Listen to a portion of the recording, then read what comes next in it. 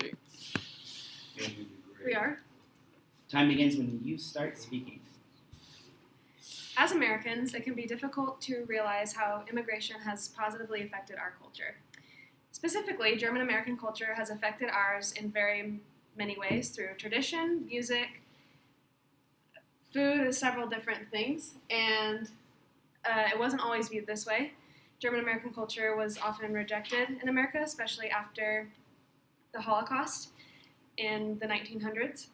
And Germans would immigrate to little parts where they could still have a lively part of their culture. They were called Little Germanies, and one of the most famous ones was called Tompkins. So this is our attempt to honor Tompkins by creating a modernized version that shows how German American culture has positively influenced our lives. All right, so one of the places in our block is called the Tin Toy Museum, and the toy on the right is by Marklin, who's one of the most famous toy makers in Germany. And the pieces on the right are by Hilbert, and those can also be found in our gift shop. Tin toys were really popular in Germany, especially during the 18th and 19th century, which is the focus of the museum. And one of the most fun parts of our block is the traveling beer, pretzel, and hot dog stands. And so if you don't have time to stop at one of our wonderful sit-down restaurants that we have, you can always keep enjoying the German American culture and order 10 of the most famous German beers from our cart. One of the most popular ordered beers is the Doppelbock. It's a darker and richer beer. And you can get 3 different types of food as well. So you can get a bratwurst, a pretzel-covered bratwurst, or just a pretzel. So here in Boise, we really enjoy some good outdoor weather, and we love to socialize, and we love to people watch. So one of the other ways that we are going to enhance Tompkins, or Little Tompkins, would be to have a traditional tavern. This we are calling House Tavern, or Home Tavern. Here we would have roast pork dishes, sauerkraut, schnitzel, mashed potatoes, and of course, beer. This is also going to come with a live or big outdoor beer garden, where people would socialize, drink beer, and of course, do all the people watching that we do.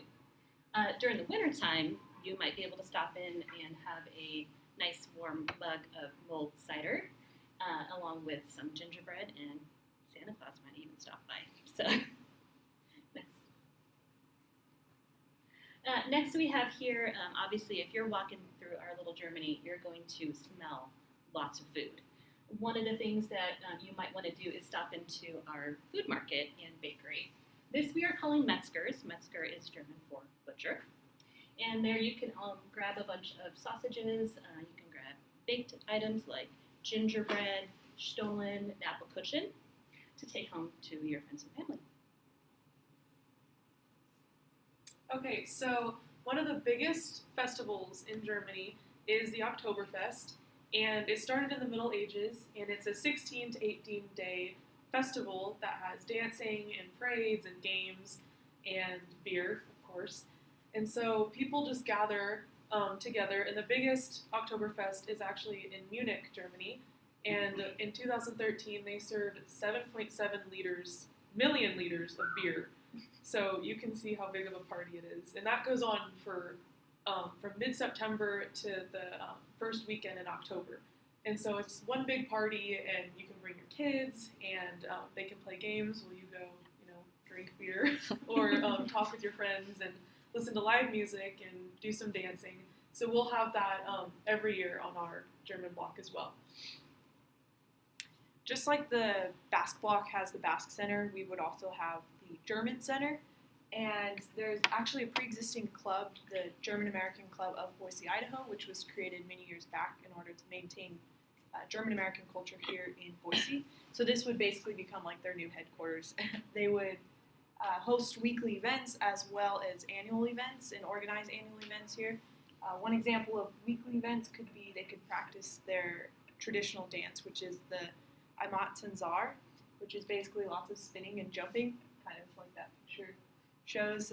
They could also do cooking classes where people learn to cook German foods, or German language learning classes for both children and adults, depending on where they are.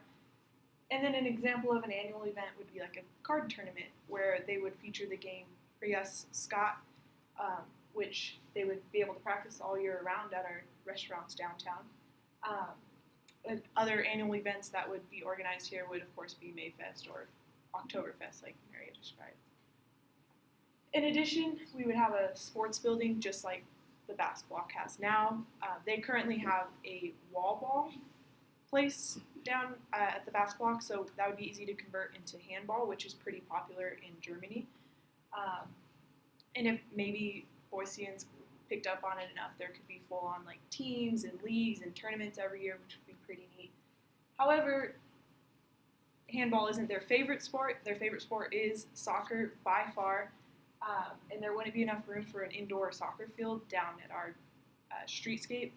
But we could have the walls decorated in local or their teams, favorite players, and they could also sell gear from the European leagues and stuff like that, just to support future, I guess, additions to the building. Same with hockey, also very high up there on their list, but we couldn't have like a full-blown rink in the middle of the little building.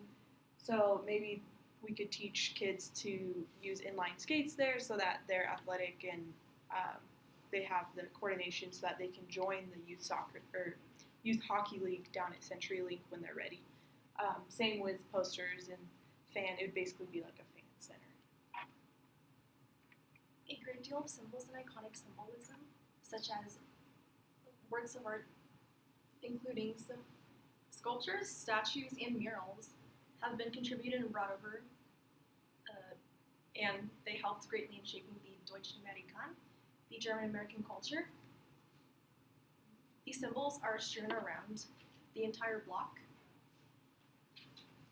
As Kayla previously mentioned by Kayla, there at the German block there is a sports center designated for the game of handball, and the exterior walls are intricately covered in pictures and portraits of famous German sports teams and important sports figures. One famous figure you can make out is the beloved midfielder of Real Madrid and German national team, Toni Kroos. There is even a replica sculpture of Toni Kroos's cleats. Additional icons of symbolism for the culture is the Bundesadler, which is the federal eagle, which is the official coat of arms for the country of Germany. There's Adidas, Volkswagen, BASF Chemical Company, and Moldon. As you enter the German block from the north and south side entrances, you can see there are two murals featuring the great late world-famous German-born physicist Albert Einstein, as pictured above, respectively. Yeah, so that is our German block. And if you're ever in the mood to go grab a nice cold, refreshing beer, or go get a nice hot bratwurst, or even just see what Little Germany is all about, then this is definitely the place to go. Something I think should be pointed out is Albert Einstein came to America as a refugee. Like, he was scared in Germany and he came here as a refugee. And had he stayed in Germany, we may not have all of the things he came up with and discovered. And so that's pretty noteworthy.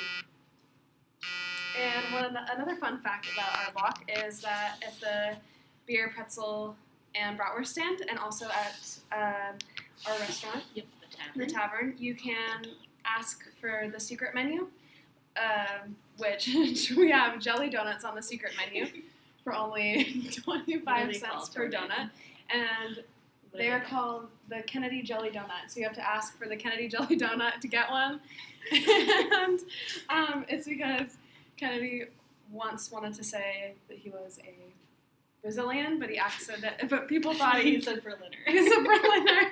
And then someone else thought he said that he was a jelly donut, and so Because It's- Berliners are a jelly donut. So, here's that.